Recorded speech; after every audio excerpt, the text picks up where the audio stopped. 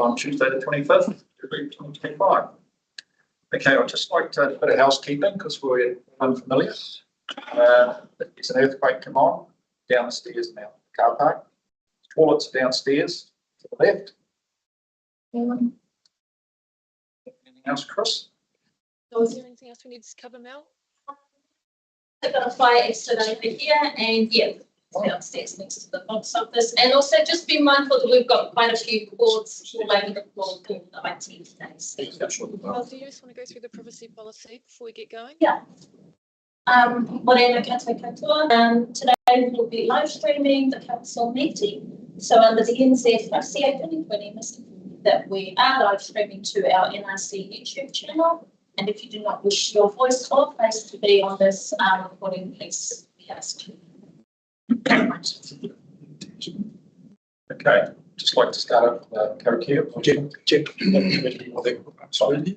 Just have it lead off and just to welcome you all here to Kirikiri. Thanks for being here. Thanks for coming here, taking the time out. I know it's extra work, a couple of extra work for staff in particular, but nice to see all the councillors that are here. Thank you very much. Then I'm happy to lead off with karakia tonight. Yeah. All right, okay. So, okay, karakia. Tēnei au, tēnei mātou, hei kai konehira, e kāwenga I ngā whakataunga I ngā tikanga ki uta ki tai, kia rewa ai ngā ui katoa o te taitokana. That is, councillors doing the best for North. Omi e, hui e, ai ki. Just an item that I need to move fast track here on the meeting. I'll be second one. Jack, 7.7. 7.7. All in favour? Aye. Against? Received. Okay, we've got apologies. If you'd like to read them out. We have the apologies received for.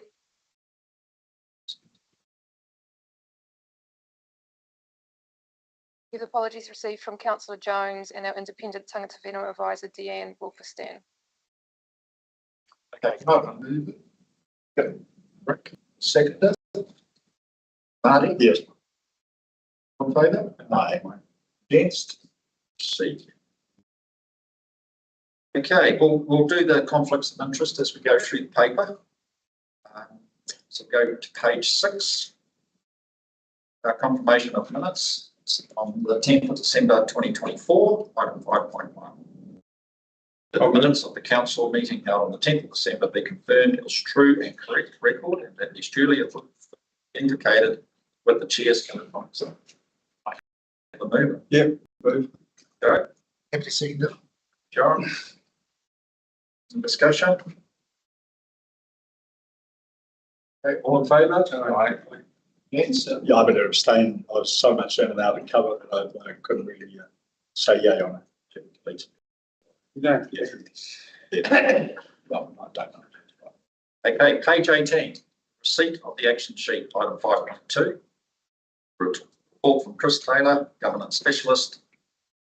Can I have a mover to receive the action sheet? Jack. Happy to see you. Discussions. Start discussion about this sheet of. Good. Yeah. Okay, all in favour? Aye. Against? Okay, move to page 21, financial report for the 31st of January 2025, item 6.1. Rick, Happy to see that. John. Okay, we have workshop this. Is there any discussion around this? Online? Yes, got his hand up. Okay, all in favour? Aye. Against? See. Okay, go to page 27. The regional rates collection updates the 21st of December 2024, item 6.2. Simon Krabs, financial manager. I don't know whether he's online. Yes, he is online. Can I have a mover? Definitely move. Okay, Marty. Second. Okay. Okay, Marty. Discussions? No, I'd just like to hear any comments from Simon if he can contribute. Otherwise, it's Oh, Bruce has got his hand up. Yeah. Okay, Bruce. Thanks, Chair. Just an update on the Kaipara District Council. So we've followed up with them as to why their collection's lower. And they've said that some ratepayers have had a substantial increase in their rates, and the adoption of their long-term plan was late, which pushed the payment dates out and has confused people. The KDC staff are sending out reminder letters in February and again in April, outlining the ratepayer obligations and also the implications of not paying. So another thing to note was there was a large portion of the decline in the KDC rates collection relating to unpaid penalties. So we've asked them to monitor that aspect and report back to us and explain if that still exists at the end of Q3. Thank you. One question for you, Bruce. Who receives the penalties? The district council collects those on our behalf. Okay, so do we get some of the penalties, or is it just kept in the KDC? They're passed on to us as well. Any other discussion? Okay, all in favour? Aye. Against? so sorry, Jeff, just before we do with that, is there anybody expressing any intention not to pay, or is it just go silent, Bruce? There's no indication of anybody not intending to pay. It's just a bit of confusion due to the timing more than anything. Thanks. So a lot of us put it on automatic payment. I hope that's still working. So we're going to check my overlays. No doubt that part of the working, John, I guarantee you. Okay, move on to page 29, 7.1. Approval for additional budget to conduct the 2025 triennial elections, item 7.1. So we got 3 recommendations here from Chris Taylor. Do I have a mover and a seconder for page 3? Happy to move the 3. John? Second. Okay, any discussion, John? Okay, Rick? So there's no comeback in terms of the our electorates. We can't claim any, but we can't claim money for that. We just got to front up. Well, we didn't want to. We've got to pay for it. We voted against it, and we've got to pay for it. Against going to Isaac. Okay, we've got Amy with her hand up.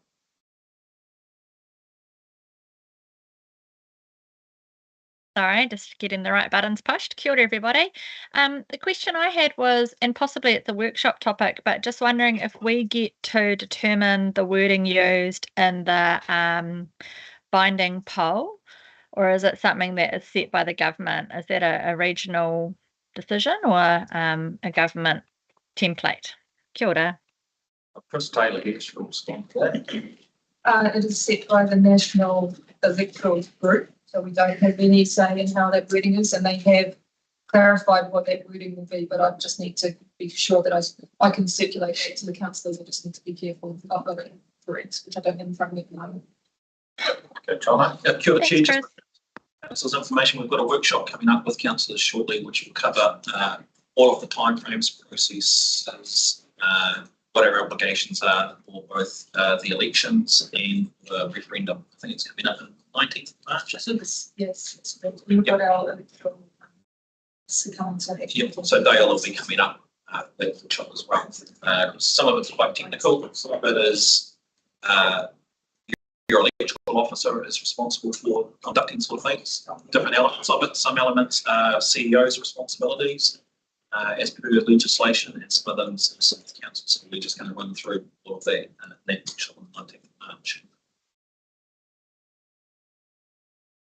Chair, I think it might be worth us at least preparing some media information on this, because there's a heck of an increase in Costs. Yeah. So to the ratepayers. So some people may question it, the media may question it. So it'd be good if we were enough to have a response ready. I'm not saying we should actively put the media out there, but I think you should be ready to respond. I suggest that we include that on the agenda for the 19th of March. Yep. Workshop, so that we can traverse that with. Too short. Hand up. Morena koutou. I'd just like to say I'd like to abstain from this based on my principal ethics, understanding that we are in a tight bind on this, and I support what Jack suggested. Thank you. Okay, any discussion? Okay. All in favour? Aye. Got one sustained. Any against? Received. Okay, we go to page 33. Revised terms of reference for Te Tokoroa Maori Council Working Party, item 7.2. Second. Any discussion, Jack? We've workshopped this.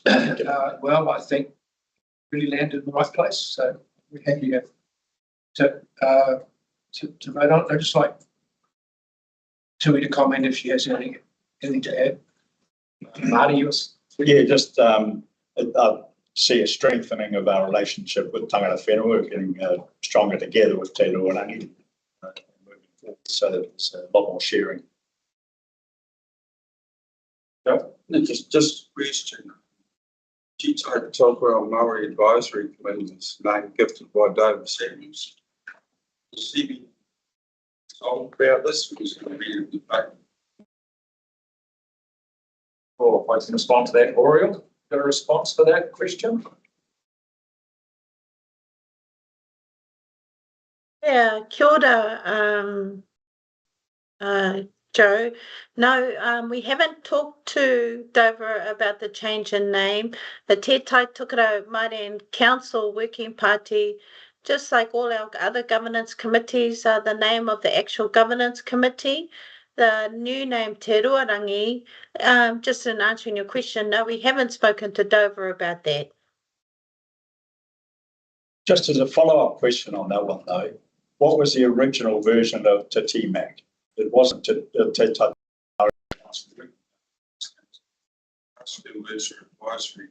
Yeah, so it has changed over time, but yet we need to let Dover know. Okay, Johnny? I'm happy to take that action to contact Dover. Around to this. Yeah, no, it would be adequate. Yeah, because he put a lot of work into setting up this committee. Yes, that's a good point, Joe. And between Jono and I, happy to speak to Dover and advise him of some of the updates and changes. I think it's timely to have a cordial with him and let him know where we've got to. Yeah, I actually had dinner with him last night. He didn't know. We won't be having gin with him, but we'll definitely catch up with him, Joe. Thank you, Gordon. Hand up to it. Yes, thank you. I just wanted to say thank you to everybody. I wanted to acknowledge all the work that has gone into the development of our new terms of reference. We have an exciting phase ahead that will reach into next term as well and guide our staff.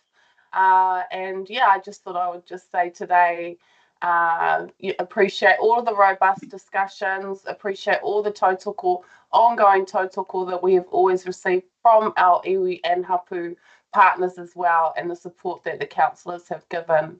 Nā reira tēnā koutou katoa. Aye. Against?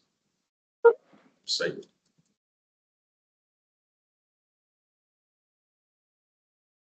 Okay, let's go to the requirement request from item 7.3 on page 47. Got three recommendations here. Do I have a mover and a second? Three, John. I have a second. Second. Okay. Hey, John. Saying it, I think should be obvious. Option one is the way to go as far as I was concerned. Yep. Okay, Jack. This confirms the way we workshopped it. I just confirm, is this It's the same as we had before, or has it changed?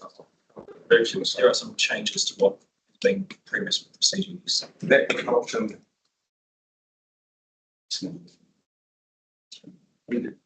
We had some other options. We had option 3. Yeah, they gave us 3 options and we've decided to go with them. All in favour? Against? Okay, page 50, item 7.4. Got 3 recommendations here. Yes, I'm happy to move these. Option of half fees, we've pretty well assisted us something like that. Okay, have I seconded? Yeah, happy to second it. We need a discussion. It's going out to consultation, that's fine. All in favour? Aye. Against?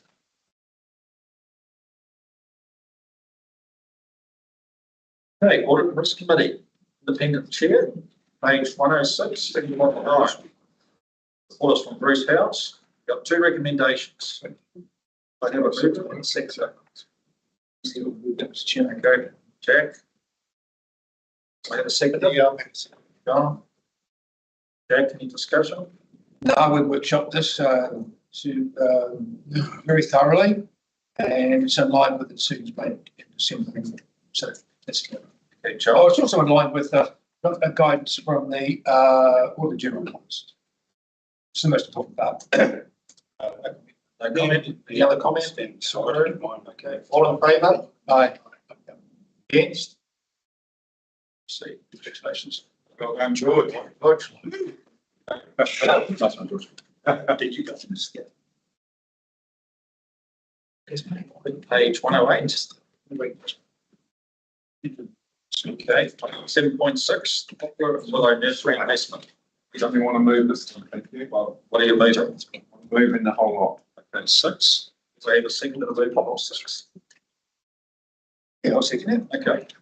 Yeah, okay, Rick. Well, I'm just very supportive. I've always wanted to keep it where it was, and if it has been the extra money, I think it's, I know we've had a lot of discussion on poplars and their future, but I think we're doing the right thing by keeping this the while that we can and investing the money that we do. So I'm very happy to move it. Go check and see. Oh, I just to tell Toko, Rick's comments, we're in quite a lot of uncertainty about where we're going with the with the use of these materials. We believe that's going to be an increased need, but we're not quite can't quantify it. This is the prudent course of action situation with waste flow. Okay, John. As a person who's lived these things around the hills for most of my life, I can see the advantage of having them. They're really important. I didn't handle Cyclone Gabrielle that well. Normally come a few months later, they would feel but I'm not sure if this is the right side. These are expensive. They're important, but they're really other enterprise have brought in and taken 4 or 5 years, but I think the long-term goal, probably we produce really expensive pots. We should encourage either a better site, encourage private enterprise to take that. I thought, thank you. I back up your thoughts, John. I'm the same thoughts. It's a private enterprise will solve this long term. Yeah, no, I'm going to vote against this.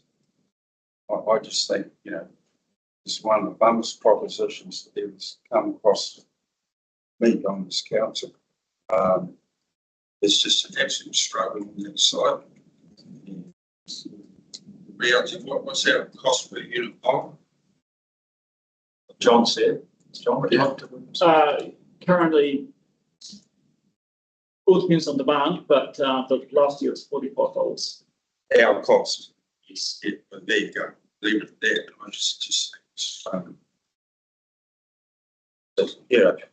there's this report on the soil, and I went down there and had a look at the subsoils there, and they're absolutely appalling. Takahi white clay. I actually grow some on Takahi white clay, and grow it on other stuff too.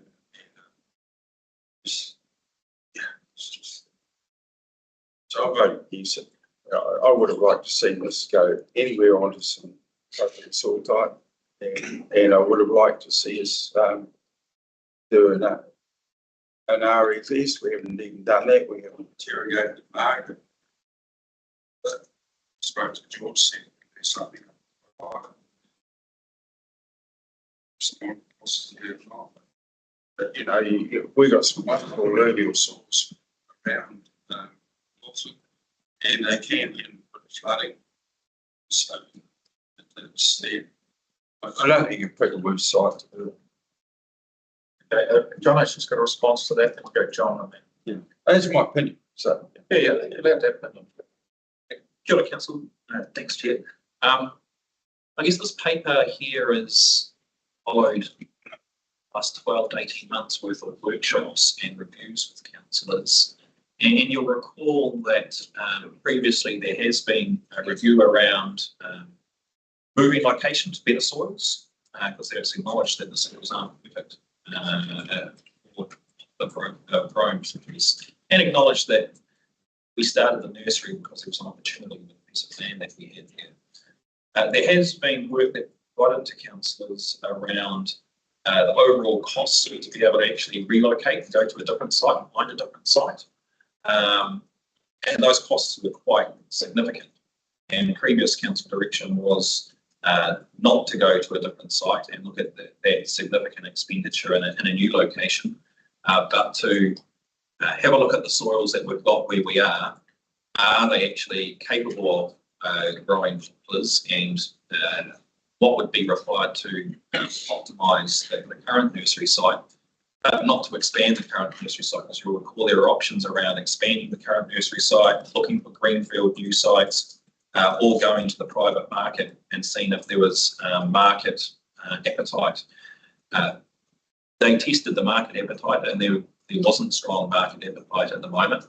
The proposal that you've got here in front of you is basically let's hunker down where we are, a holding position for the nursery. And yes, like Councillor Carr and John, you've said, around continue to have a look and see what market opportunities there are as we proceed around actually transitioning to NRC not providing service if the market's going to respond.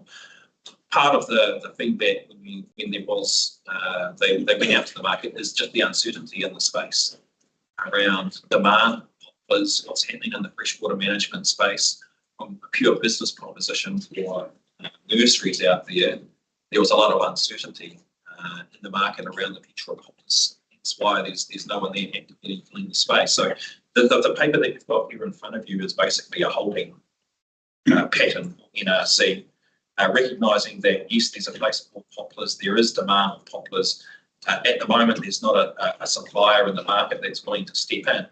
Yes, we should keep looking at that, but also going actually to relocate to a more optimal site. There's a significant investment by council to be able to do that, and the corridor that we previously had with councillors, like that's potentially not the best time at the moment to be investing significantly in a new site to grow in. I just provide that as a summary of the discussions we've had with council over the last 12 months.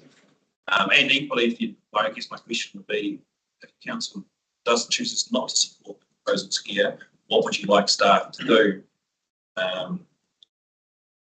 At the moment, you've got a nursery that there's opportunities for optimising it. You've got a nursery that has had historic underinvestment in it. So I guess the question would be, where to from here? Okay, John? Yeah, a few things have changed over the years. We've seen a lot of this land, steep land going to forestry, so maybe supply and demand is changing, but sure. Good option too, which I think is the better option. Retain what you've got, because you can't build another nursery overnight. It'll take at least 3 years. So option 2 gives it the chance to use that resource. That word means either look for a bit of land. AMR, we found they pushed hard that nursery should be so.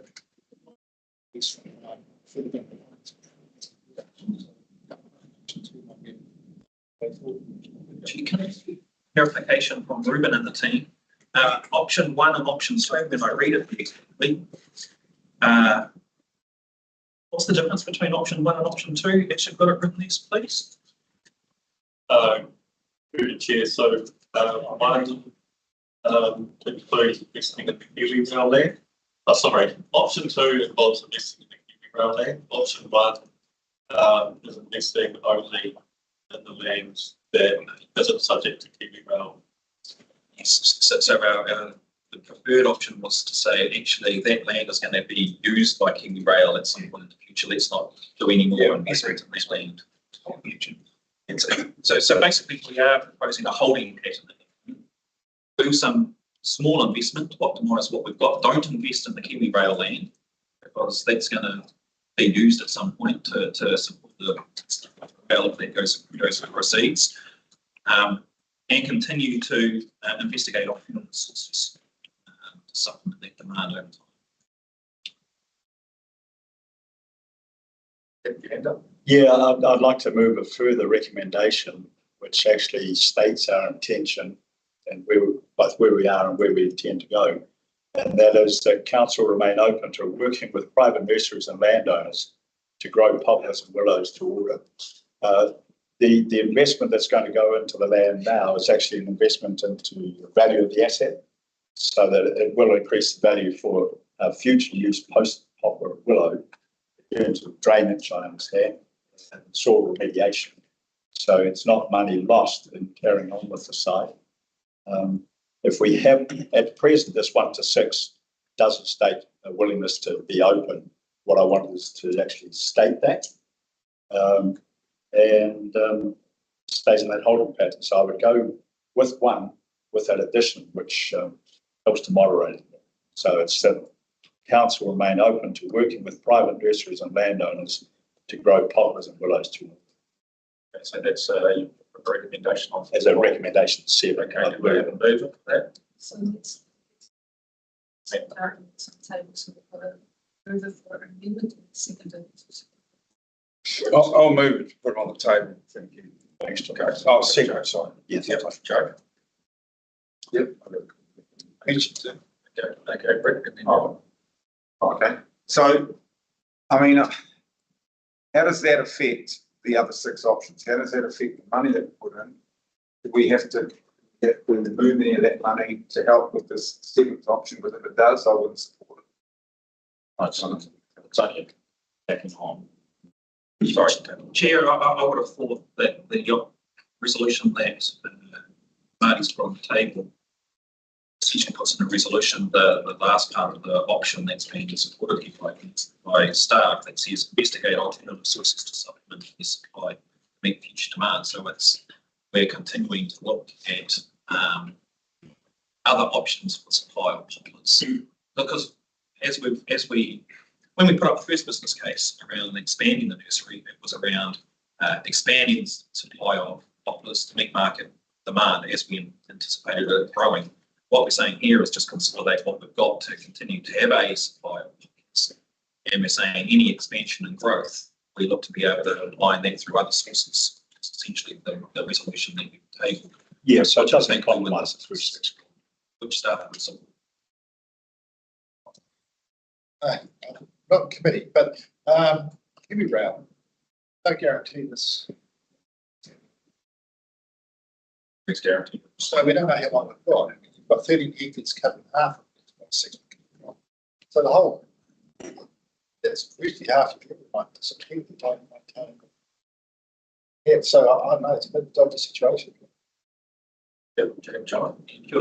Hence why we said in option 1 that was recommended is don't put any more investment in that 7 hectares that were identified as Kiwi Rail. Like we said, what we've got is on there. Yes, continue to harvest the poplars and continue to use it, but the investment in the nursery that we're proposing is in the area that's not going to be returned to Kiwi Rail for exactly the reason that you highlight. Question to John. John, the lease that we paid Kiwi Rail on that was $1,500 a hectare. Yes. You know, is that a good use of money, or we're getting a return off $1,500 a hectare on top of the costs that we had? Like, are we getting to the stage that maybe this is not a site which we can grow its on?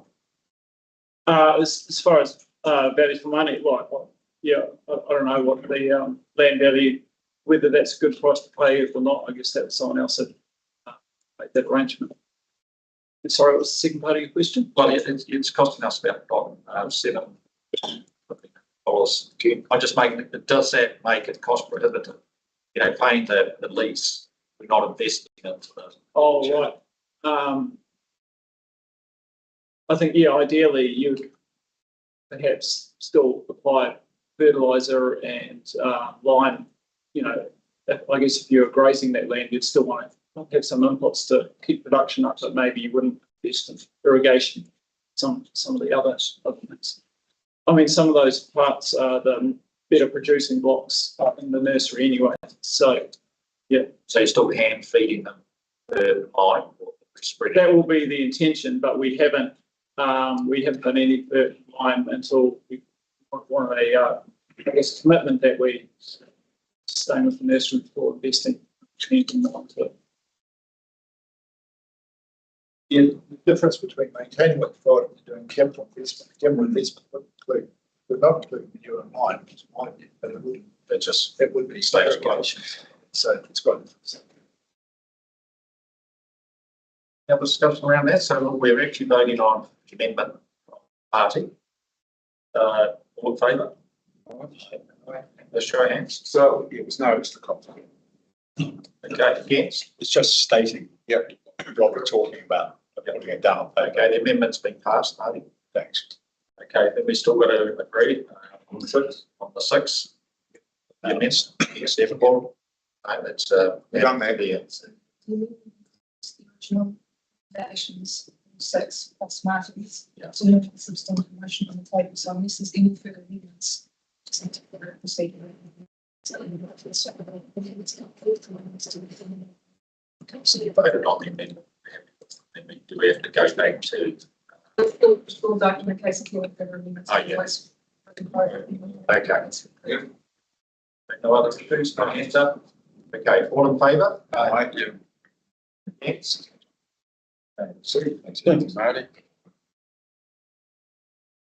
Okay, page 115, the chair's report.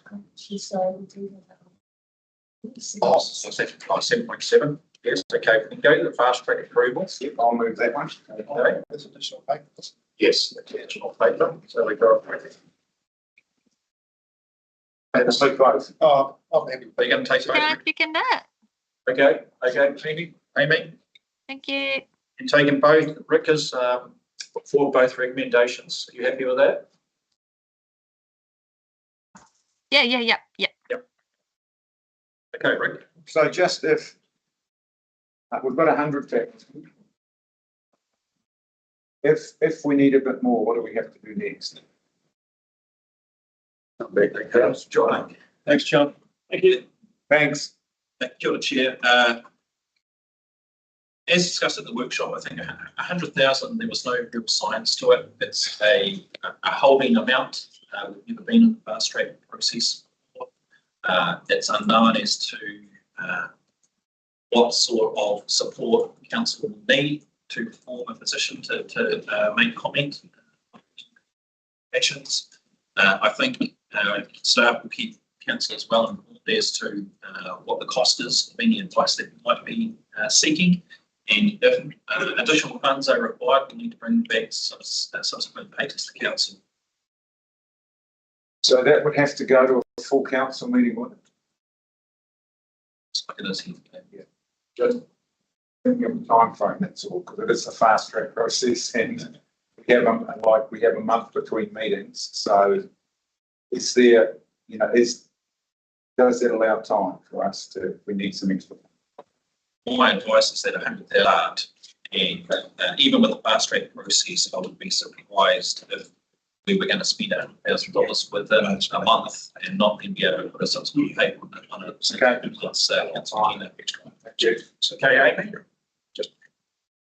Yeah, just thank you, really in support. I appreciate the workshop that we had on this and the agility we're showing around being responsive to the process that we've been handed. And yeah, so just looking forward to, I guess, tackling the projects as they arise. Yeah, thank you.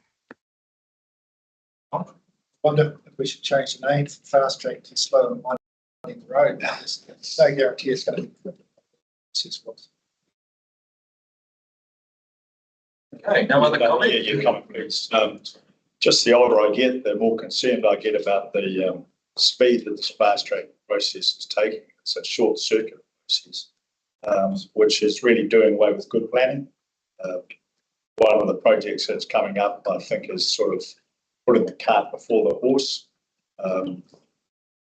It's a major project which is requiring a lot of investment.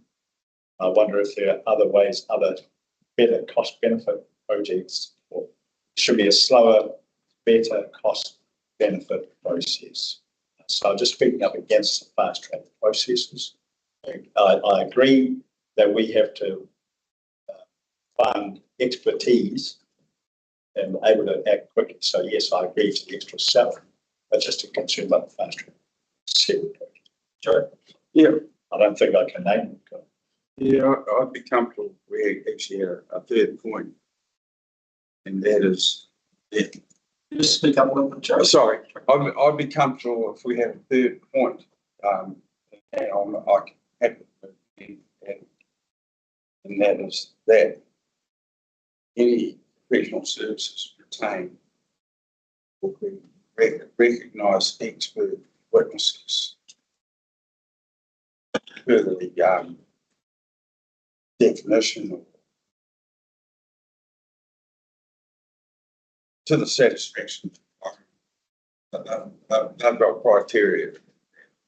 Be expert witness to meet certain standards. I don't want any money spent unless that person's has that standard. If you do that, I can't. It's 200,000. No, it's no use having stuff stand up in an environment. What they're saying that they have to be suitably qualified, like accepted expert witnesses by the environment. That's the Christine phrase there. There's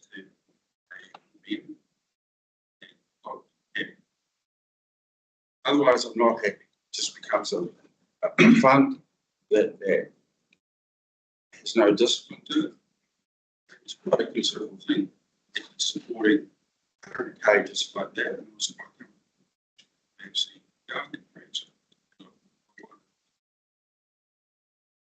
there's rules around it. I'll see it, Christine. No, I'm sorry, it's not my area. Okay. John, I'm just emulating the tube. Okay, just give us a little break. Thanks. Just got to get the wording right. I think.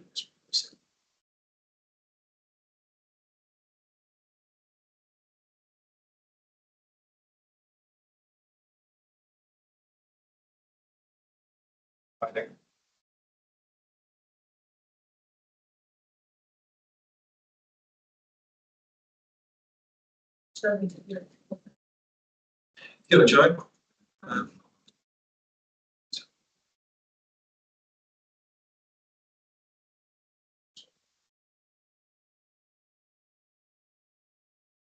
Just as a suggestion of a potential resolution, that any expert advice sought is of a standard that meets the requirements to provide expert evidence and subsequent legislative processes.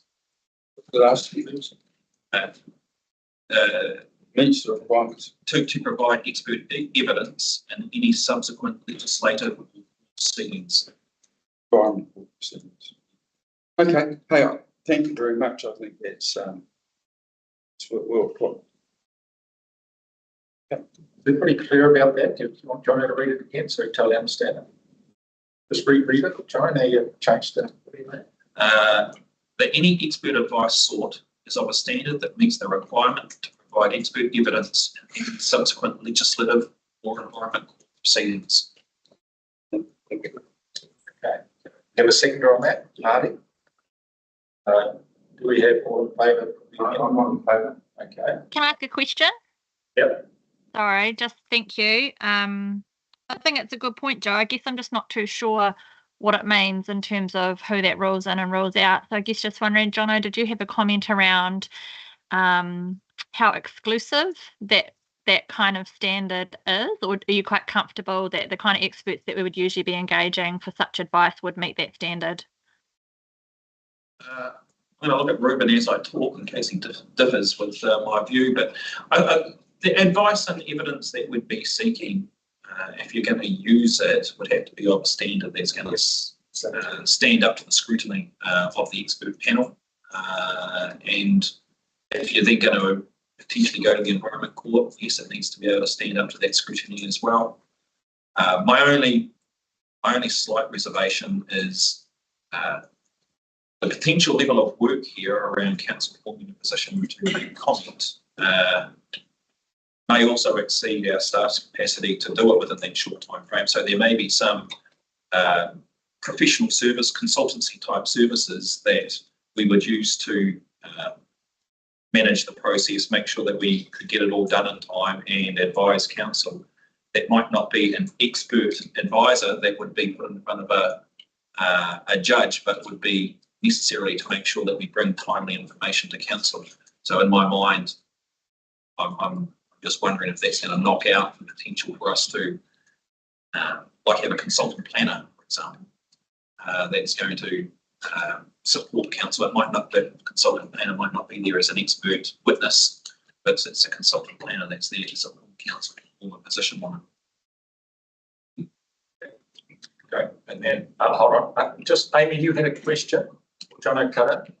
Yeah, no, so that was a good answer. I guess my reading of the wording is that we're putting that standard or that criteria on expert advice, which to me doesn't necessarily preclude the use of something like a planner for broader support to the program.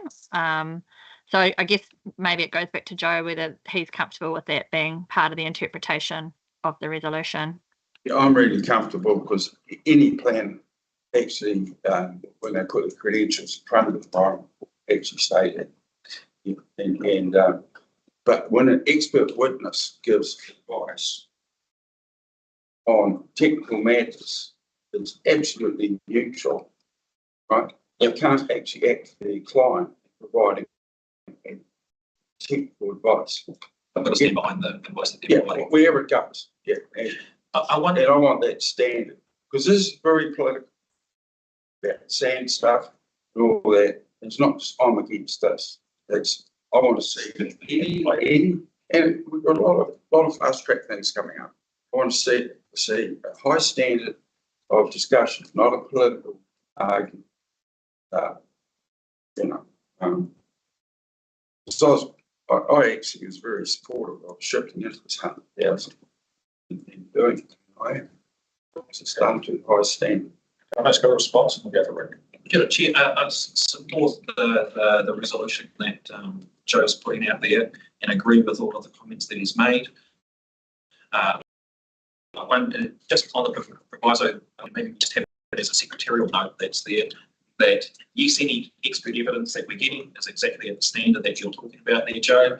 However, it may well be that we need to get like a junior planner, for example, who's never going to be that expert, and it's cheaper to get a junior to do some of the work in the background, and we can have a secretarial note that provides us that flexibility to be able to use the cheapest advice where it's appropriate, as long as you've got that expert advice that's there that we're relying on for the environment. Yeah, I think that secretarial note would be great because, you know, if you've got some process stuff to do, it's just Exactly. Yeah. What would you say? This proviso does not include using professional service, process services, something like that. Yep. If you're comfortable with a secretarial note to that extent, So we need to add that into the recommendation. Chris can just put it as a secretarial note. Okay, be there in your minutes. It's not a substantive resolution. I'm very happy with that resolution, Chair. Okay.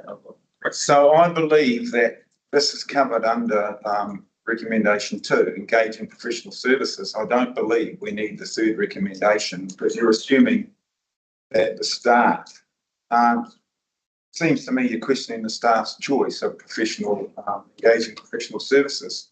And I have full confidence in the staff to pick the right people. So I do not see a need for this third recommendation and I will vote against it.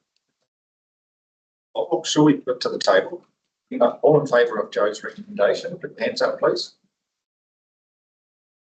Yes, So I'm against. okay, okay. Yeah, sorry. So Amy put her hand up. Amy had it. I haven't seen that to you.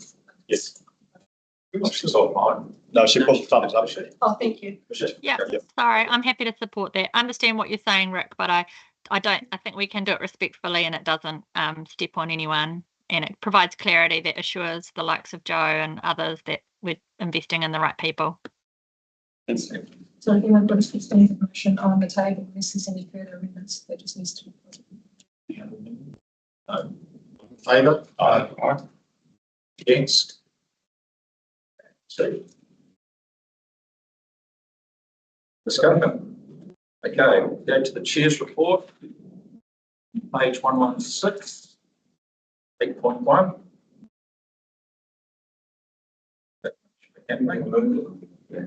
I'll move it. I'll second. Okay. Any discussion? I just said Murray McCully is no longer an MP, but that's okay. Can I just, It's right. I may have missed it, John, but an update on where we are with the Rock Club and the other contribution.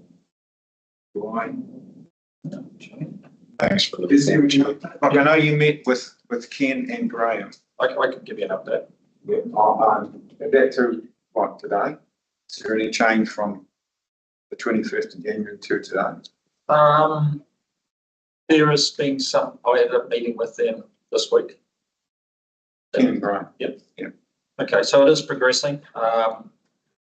Trying to get a decision from Penny Simmons is slow. Okay, but they're actually progressing to the stage now that they working out how to get around the regions. Okay, Like rail and this. you have regional hubs. Okay, so we had a meeting.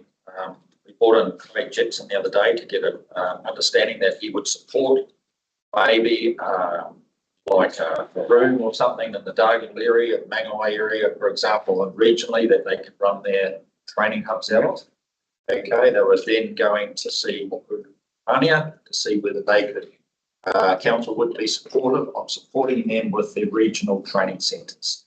So, you know, and to the extent that, you know, they might have, if they've got enough people and out in the areas and they've got a hall or something that the council's control that they could use. Whereas they're trying to target those, you know, those risk areas, bring the training to that. So that's progressive on.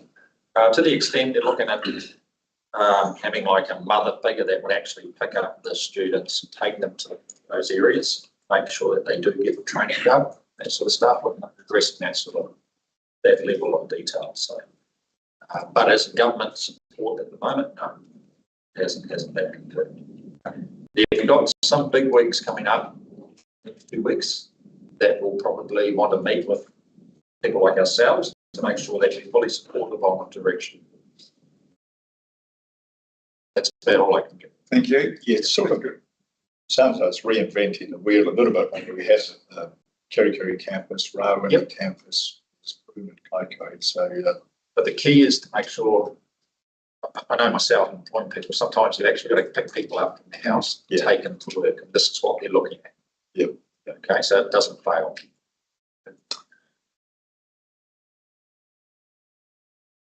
Now discussion. Okay, all in favour? Aye. Against, received. Okay, we'll go to the 8.2 Chief Executive's report. I'll second. Jack and Joe. Yep. Hey, Jack. Nice report. A lot of activity, especially in the maritime space, I guess, and marine biosecurity and lots of security actions. I've just got a couple of questions. One for Colin on the performance of the Paihia wastewater plants. I know that every month or so we have this list of distressing reports on the performance of wastewater plants, mainly in the far north. But the Paihia one is not a very old plant. You can make how bad that is. No, it's only an orange status, but some details, please. So through the chair, Paihia plant has, well, it is, well, from memory, more than 30 years old, Councillor Craw, but there has been upgrades to the plant. it was subject to an enforcement order requiring a further upgrade. The non-compliance at the moment is in regard to the what they call the 90th percentile limit for ammonia nitrogen, but the the better news is that the results are decreasing.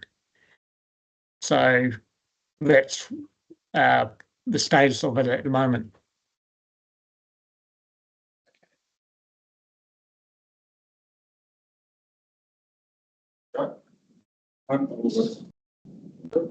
Page 138, public transport. Just a bit of forward notice. We had a public transport meeting last week.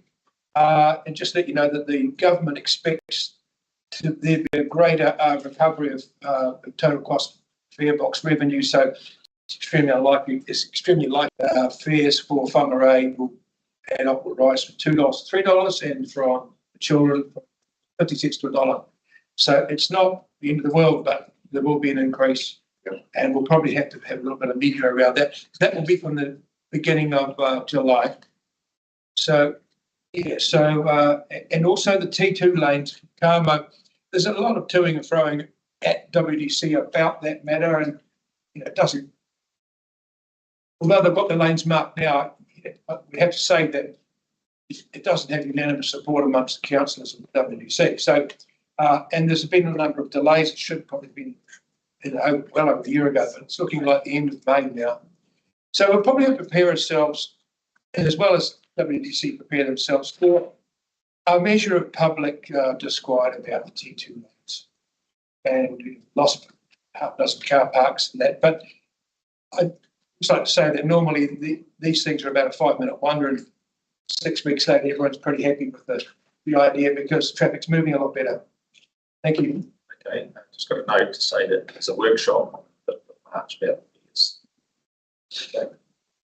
Just as a question too, that the fares going up means people probably react against it. But parking costs, if they went up instead of cheap all-day parking, to try and encourage people to use it, there's much talk about that, about having larger car parks out of town. So through the chair, that has been suggested a number of times. Fallen on deaf ears as far as WC is concerned, but worth raising again, I think. Yeah, take the earwax out. Well, I'll make a comment. Yeah, sure. The history behind that is the whole of the Whangarei district targeted rate the buses. The theory is if you have the buses, there'll be more car parks for the rural people down the park. Rural people don't, the advantages out of it, they're targeted for that bus rate. So you've got to be a bit, and that was history behind that. Whangarei, the discussion, RTC many years ago. Mr. Chairman, basically these moves are around about really relate to congestion rather than overall parking. That relate to the congestion, particularly early morning coming into town. And our staff done a pretty good job of analysing the amount of traffic that is coming from rural, from domestic, from Carmo. We're talking about the Carmo route at the moment, and of course most of the congestion comes from Carmo folk, not from rural folks. So that's the whole idea, is basically to deal with the congestion charge. And also, I'd like to add that I think parking in Whangarei by national standards is quite cheap. Cheap. Thank you for that, Joe. We did have, John and I had a meeting with the Manda and his colleague, Tracks and Trails, yes, and about walking and cycleways. They want to bring it back on your agenda just to keep it stimulated. And contact Paul Linton, so, to make sure it's sort of gone dead. I think they've written reports and they've backed a whole lot of stuff. I really think that discussion should go through to North Link, because there's no government funding available, and it's a sort of economic development, social development. The cycle tracks are economic development. And the far north, there's no commuter track on it. And the government in the past supported it because they thought it was going to reduce congestion. So you're doing something purely as a tourist thing, or mainly as a tourist and recreational. yeah, I think North Point probably the best sort of champion. Yeah, well, these, I think they're applying for $30 million for the RIP, I think. This is a lot of money. Yes, we've got some major roading projects that started in the far north, Pomeroy and Waikato. It's a conscious decision to have no capital expenditure and get standard. And so they've said we're not doing any capex, just to try lifting up basic network standard. So, you know, want to plot capex in there that can't get a half from the government, anything. And yeah, put World as champion as an economic development. I think they were talking about two different levels of transportation. There's the urban one. Yeah. Make sure that's open so people don't have to catch the bus, they can buy where, say, school kids, you're free from Sat Joe, with subdivision going in without a footpath. So I think that needs to be front and centre all the time, promoting with our district councils, so as planning goes in for that. Yeah, I really. You don't mind to turn through over No, that? What's that? Yeah, well, when you know, I actually put into the regional land transport and it'd be a huge benefit to have a really effective school bus service, just what I'm saying. And I still think that's where the best gains will be made in Pomeroy. Geez, you go there during the school holidays, everything like sweet. And we are getting really good use of the school buses. And I really would like to see it be a lot better. Because that really is saving huge capital investment in the road. It really, you know, so there's real public transport thing there. And yeah, I think if you've got a public transport owner on the road, you have a transport might be quite good. Rick, you listening up? Yeah. Yeah, might be that should spot down. So that comes from transport. And you are interrogating. Is this actually going to I've got an opinion on that. Well, through you, Mr. Chairman, I'd just like to say that to take your comments, Joe, the school bus use is much increased. Some of those buses are absolutely full. Yeah. And every morning there'll be in Mill Road, there's between 20 and 40 kids waiting for a bus. Sometimes they can't get them all on. So extra buses have been laid on. Trips. So they're being well used. Also the shared path is being well used, because I come up and down on the bike sometimes and I just don't do that 10 to 9 to 9 o'clock. Just don't do it. And then 7 to 3 because it's absolutely chocker. So, but I think it dovetails in with the chair's comments about the need for more cycleways and walkways, because congestion, well, a deal of the congestion due to school. Yeah. And of course, so many people want to drop their darlings off rather than walk like they used to. So that's just a social trend. So if they don't have a bus or a bike, they parents drop them off. So I guess to sum up, I can say that the urban bus, the public transport committee is well aware of it. And we're encouraging greater use and successfully getting greater use of bus services for school children. John's got a response, then you Rick. Kia ora, Chair, just to respond and to confirm that we did direct them also to engage with Link, like you say, around the so you should put this up, couldn't you? Yeah, so we said there's two committees. There's a transport component out there, and yes, do so report and highlight what you're doing to the transport to the RTC. RTC can provide you some feedback, but also there's that tourism component to it. So we directed them through Northland Link and to go to the Joint Regional Economic Development Committee. So they go into those two elements because there's two different aspects to what they're go up with. So I really support that. Yeah. Oh, look, the bottom line is Northern people don't use the bus, and we know that. And we're trying the T2 lane. It's going to take a long time for that T2 lane to work. It's going to take a long time. The buses will still be empty, we know that. We've got to accept that we're going to see very few people on the bus for the next couple of years. And okay, the school buses are working well. We had a big issue with those a year ago with completely putting off the public, and that's why they've gone to their own buses. So we're well aware of these, and the parent issue that you bring up, Jack, is that's just everywhere. I mean, it's nationwide, and you know it's going to take a long time for people to stop dropping their kids off at school, and as it happens everywhere else. The shared path is busy, and it will get busier. But I think it's just we've just got to realise that we're going to have to subsidise this for a long time. I would hate to see us stopping public transport, which has been mooted a few times because there's not much patronage. It takes a long, long time to get by, and I think we compared to 2 years ago, we're a lot better than we were. So we've just got to hang in there.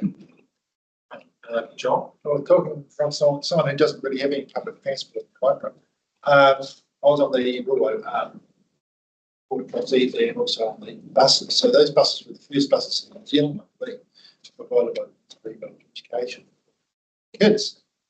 And that was very successful. When you think those buses were doing 40k runs, quite long runs, it was nationally a very successful operation, saving parents and all sorts of people. Yeah, so that's still working today, but it is a country area. Yep. Coming out real wide. So if you would get feasibility of saving the economy, if you had free school buses in Australia, you'd probably find it be a winner. But that's not our job. It's not really in our ratepayers' interest to be possibly doing that. But for the economy of Australia, I'd say if you had free school buses, you'd win. What I said earlier was the fact with a whole cap development, don't spend as much money if you solve the problem during the school holidays. The roads are quite adequate. So I think it's an economic imperative to actually get a professional school bus service going forward. You know, it's got a good benefit cost. And you know, really it's for it. This is a point of interest. Poor old Wally Redwood couldn't get a second to try the public transport bus service in Colorado. I seconded it. Got a going with us on RTC probably about maybe 2001 or something like that. So, you know, so I'm, yeah. It's been a slow burn there. Yeah, well, it's been disappointing. You know, you got to admit, it's had a long time to bed in it. It hasn't been in it. Yeah. Okay. John? I've got a separate subject. Yep. Just looking at the maritime. Talking about the ships coming to Mihi and Kirikiri. I had a cup of coffee basically with Kirikiri. Seems to be a lot of people here who know. How does it impact this year when these ships come in? I'd love to be here when they came in because we think they bring lots of money. Do they? Live on a ship that just parks outside in the harbour. But really, should we be encouraging people? I don't have populace.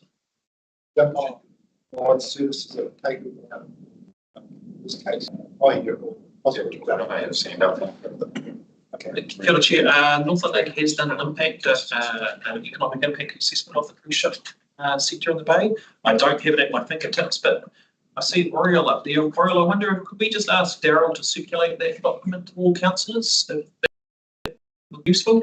And it there's an assessment basically of spend and impact, contribution into the region from that sector. But imagine the retired people in Kirikiri. There's definitely that balance. So, you're in a funny position. Any other questions on the Chair's report? CEO. CEO's report, sorry. I've just got a comment. Yeah. So look, I just want to congratulate staff on the e-newsletters. I reckon they're a winner. And I know the numbers are coming up. I can't remember what they were last time, but you know, they are well supported, I believe. I don't know if that actually, it says how many subscribes, it doesn't tell you how many people actually look at it. So I I think it's important that we keep going. The emu letters are really, really successful. I love the Hills Harbour and the Coast Care one, just real ones. And they're really good to refer back to give people comments. So just easy. Thank you. I've just got one from Reuben for your land management team. What is the focus of the land management team at the moment? Good, Chair. It's on page one. How long do I have? Oh, I know it's a big team, but I've just read about white baits and all that sort of stuff. Yeah. What is the real focus? Yeah, so we actually presented on this Saturday last week. What I can do is circulate that paper to councillors. Just update us again. Yeah. So really briefly, so we've been in a bit of a state of flux as the government has been shifting its position on freshwater farm plans. So we spent a good part of last year lining ourselves up for delivery of stuff. What we're doing now, given the limbo that it's been in place as a result of the limited decisions around the farm plan system, is we have set up the team so that we've got a group sort of focusing on the technical side of mihi. So that's a team that will support across the organisation sort of soil conservation initiatives, land management best practice, sort of complete that feedback loop into our policy and planning team, and then eventually that will resonate within our grant funding programs.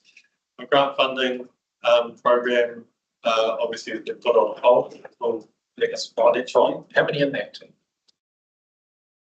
And I guess we've got a number of backfills at the moment that we placed on hold. I would say probably about 11 or 12. Okay. So they're gathering information on soil types or. So we understand that part. So we still have a lot of BAU that we're delivering. So just a reminder, we have a country erosion program that we're delivering at the moment. So that's around 400k with grant funding that we issue a year. That fencing and populist and all that. Yeah, it's fencing, it's native afforestation. Yeah. So there's that component. We also have our total care and catchment grant fund that we're delivering as well. And so we're reporting on that in the party in March as well, just to provide an update on the initiatives that we've delivered as of that.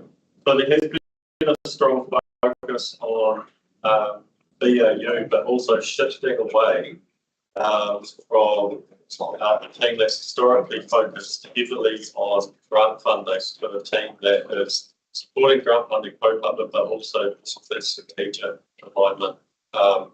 Bearing in mind, we need to be pretty agile at the moment with all the shifts or technical shifts that are happening. So I guess the take home is we're reporting on this in more detail with the Natural Resources Party. We have reported on our direction as previous with the party. Yeah, I remember that. Yeah. So I'll circulate that. It's just like for councillors, we need to be known as how we can keep promoting what the issues are. Like keep bringing it out, hill country erosion. Okay, it's still a topic. We myself need to refer people to stuff like that. How much we said 400,000. Fencing woodways. Quite often you have a target there. We haven't seen the target come out. Are we hitting it, achieving it? That sort of stuff. Because especially the rural councillors to just keep up with it because we are socialising a lot of it. And quite often the information itself. Good to keep it coming, so we keep fluid with it. So we're promoting that shit needs to get done. Because I had a real estate agent ring the other day and said, "Oh, I'm selling a beef farm. What are the rules for waterways?" I said, "Well, it's still the government rules of 3 metres." "Oh, where do I find that?" And I said, "Well, doing nothing is not an option." So if somebody's buying a farm, they can address it. I said, "Well, you need to, see the rules." So, it's just good to keep that front and centre. So it's pretty important for a few of us councillors to keep it front and centre, especially doing nothing is not an option. John and then John. I heard on the radio this morning on the way up here, job marketing, that's each programs. Were they for that or was it, It's new to do. The whole country. well, they were talking about schools monitoring and one segment was fishing and wrestling.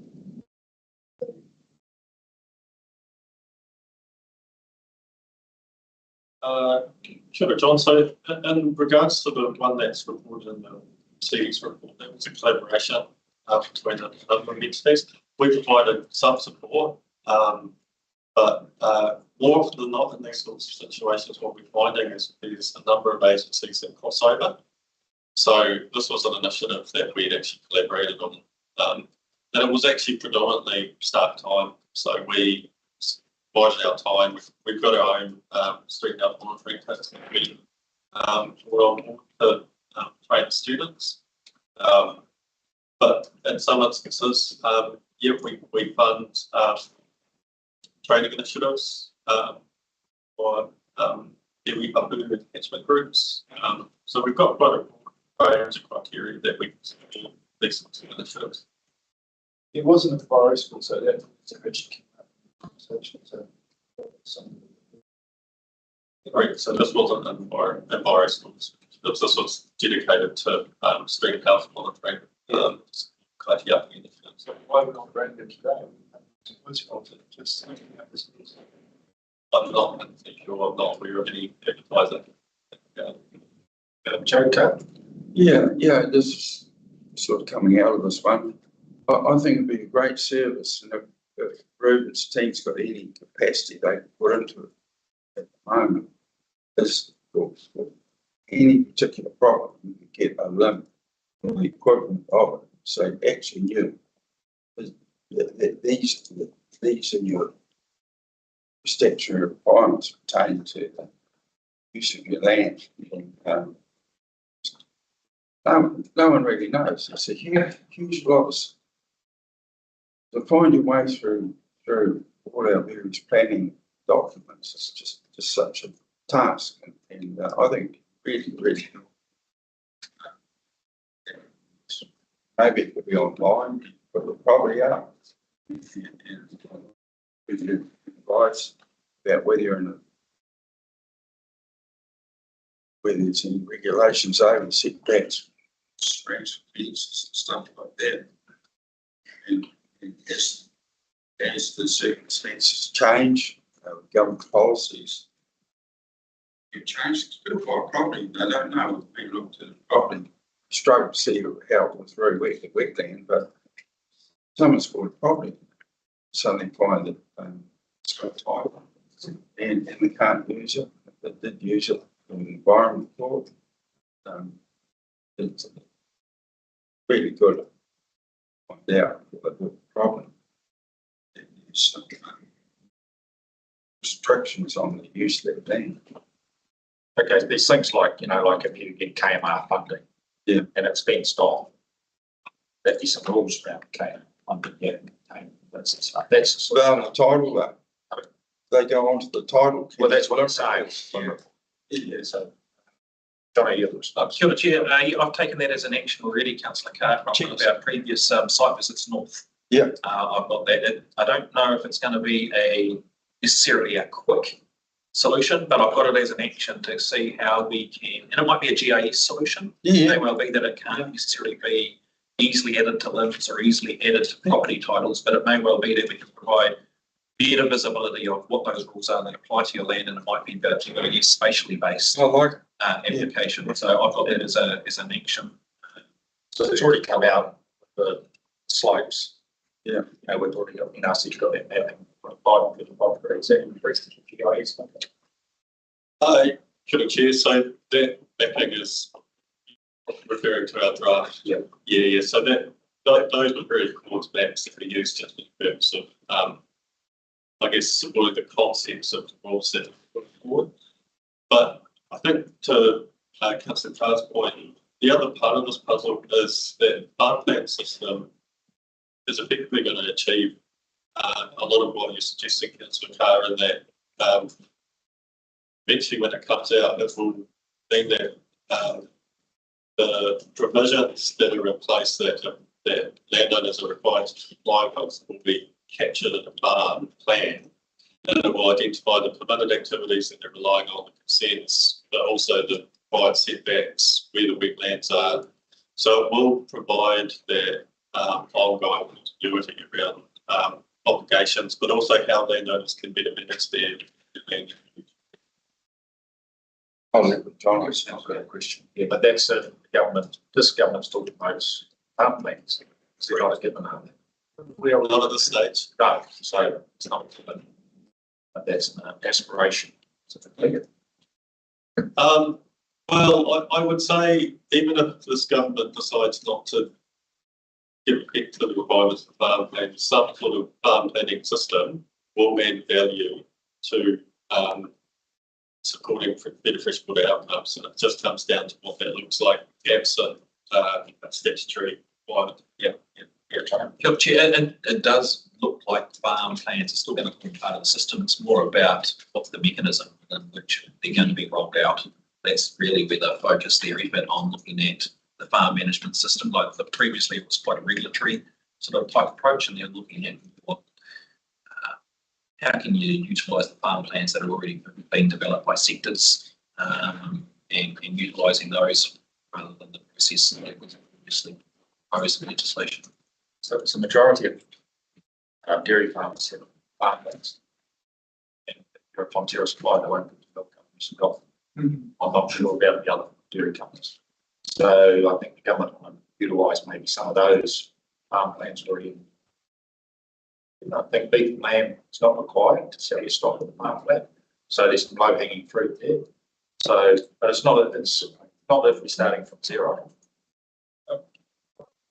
Oh, sorry, Rick was next. No, I pick up on your points about, Jeff, you said, you got a farmer or somebody who wants to buy a farm. But look, when I go onto the website, the Farmers Hub tells you a huge amount of information there. And I think, I can't see where you can subscribe to it, but you get to Hilton Harbour as well. I mean, there's a phenomenal amount of information on the Farmers Hub. Just I need training on how to correct it. Well, just open the page and people like to ring. Yeah, I can say that, but I do refer them to the website. And so I think it's there. Any other questions about just those farm plans? I think things are moving in that direction. Yeah, it's probably not. But there are other organisations I work with, just like Foods for Air, anyone else. They just have to be in the market. This information on farm zone won't be available to it needs to be like fertiliser records, I suppose you can get it. Or farm plans be registered somewhere where you want to see. Yes, so it goes with your due diligence when you buy them. So it would be public. This will get to be decided about it, yeah, anyway, that's a discussion for another day. So, everybody, cheers. CEO's report, all in favour? Aye. Against? Discussion. So now we've got page 148, which is the compliance half yearly report, July to December. I'll move. Okay, Second. Rick. Discussion? That's all pretty well. Interesting being on reading. All in favour? Aye. Against? Read all those acts. Page 151, reporting on the long-term plan, 2024 to 2034 performance measures for quarter 2 of the 24-25 year item 8. Report by Robin. Recommendations to the report, long-term plan, performance measures of be received. I'd like to move that, Mr. Chairman. Okay. Speak to it. Happy to second it. Thank you. Kia ora. Okay. Jack. Yeah, I'd like to thank the staff. This is a very, very good report. Look, the only areas that haven't been achieved is like development and review of council's regional policy statement and stuff. I mean, the amount of extra work that our planning team has had last few months has just been monumental. But the reasons given here are completely understandable. What's the point in making all these changes to the RPS so that you don't even know about the future of the RPS? So I support the statements that are given there. Further down, there's a couple of pages. Regional oil spill response, 28 out of 30 is pretty good going. Thank you. Bus meters electrified. Well, that was obviously a stretch goal anyway, the feasibility study. National funding application unsuccessful. So I guess we're having to go back to the drawing board. So I think that we understand that. That's fine. The next one, official information request, 99% out of 100 is pretty darn good. So yeah, I think this is a pretty good report. What's the last one? Percentage of council employees undertake cultural competency training is the only one that's got a significant departure from the KPI. Perhaps John would like to comment on that. Apart from that, I think it's a fantastic report. Kia ora, Chair. Totally acknowledge that that's that's an outlier there. Oriel and I have discussed about this and are actively putting plans in place to make sure it's a focus for the rest of this financial year. There's been quite a volume of work within that space as it is, and it's just that other things have been prioritised. But yes, it's a focus area for us for the rest of the financial year. Thank you. Amy?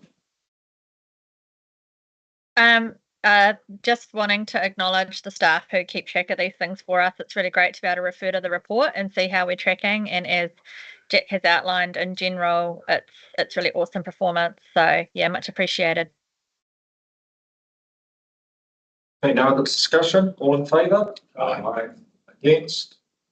C. Okay, receipt of committee minutes. Item 9.1, page 162. Yep. 167. Actually. Okay, that's mine. Did you move them, Rick? Did you move them? Yeah. Yeah, I'll second. Okay. Rick and Joe. Yep. You want to should we talk to them? Yep. Okay, civil defence first. So first of all, there is our annual civil defence day we put on for Northern and White. It's coming up in May. So if anybody's keen on going to that, let's try and find a date. Actually, Wednesday, 30th of April. 30th of April, sorry. So if anybody's keen on that, it's in Forum North. Yeah, yes, we'll keep it there. And the second one is, I know Graham McDonald's leaving after 20, how many years, John? A long time. Unfortunately, I won't be here, but Jack is standing in for me. So, and I know Colin Kitchen's coming down because he was chair of CDM. So if any other staff, any other councillors want to attend that. That's it. That is March the, Jack, I was just trying to get those dates. Maybe Louisa can confirm. Oh, Louisa. 13th. Yeah. March the 13th, just before TT Mac, actually. 9:30. 9:30 and then TT Mac afterwards. 9:30, yeah. Okay, thanks Jack for doing that. And I'm really sorry I won't be here. It was actually a late booking, so I'd already booked something else. But I've been to see Graham and, you know, it's, yeah, sorry to see him go, but you know, I think he's looking forward to visiting his grandchildren. He's got five boys. He's got his hands full, so he's out there a lot. That's all I've got to say from that. Thanks. Oh, sorry, Tsunami. I'm sorry, it's due to go live on the 5th of April at the moment.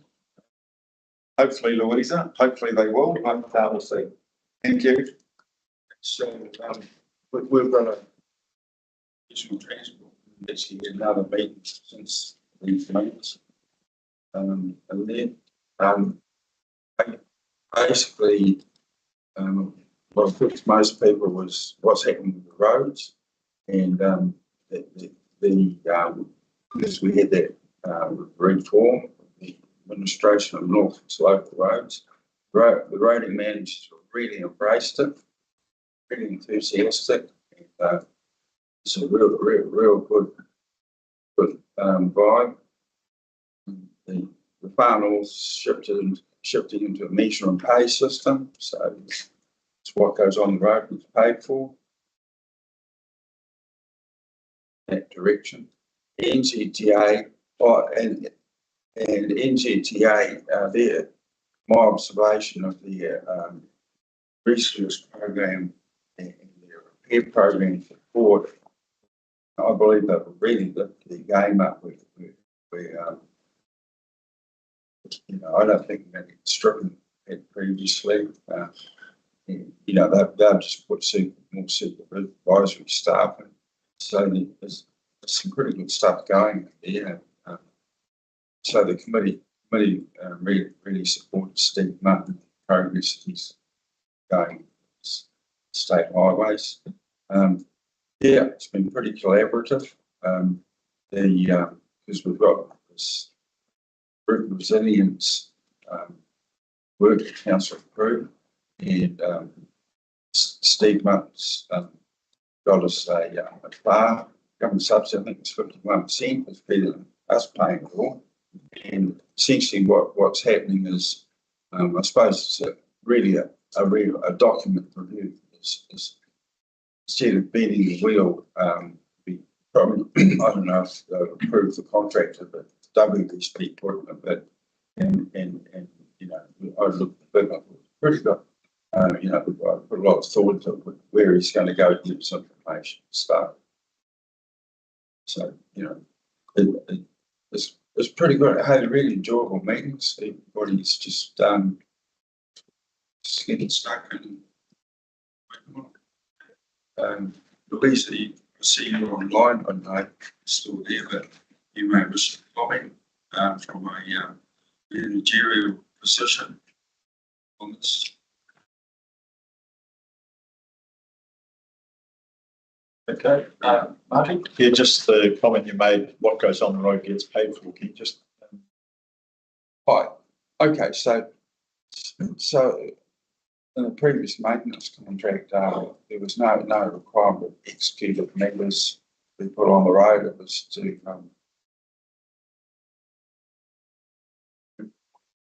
but the system, no one quite actually knew what was happening, and we just ended up with these paper forms. And now the final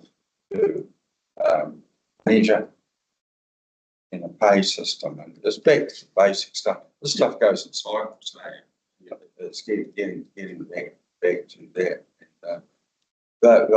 And, if you look at what they're getting done with the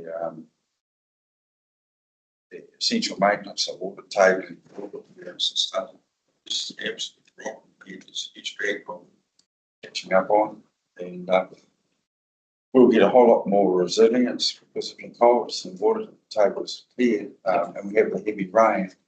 We don't get the blowout. So it's looking good. The government was absolutely brilliant. Because, as I said earlier, we said no cap, it's just going to get fundamentals going. Southland, you read in the paper how they're not getting sufficient funding for maintenance of their roads. Farnell's road budget's 162% of what it was last year. They've got, and Steve Martin said we're the best regional land transport plan. Oh, that first equal in New Zealand. In terms of accountability. Oh, in terms of approach to government funding, and I've got you got to acknowledge your MPs here, Grant McCullum and people like that, Shane, people like that have supported, so it's good stuff. It's not a little well ahead of Southland, so they got more to task your roads than us. Yeah. Everyone has.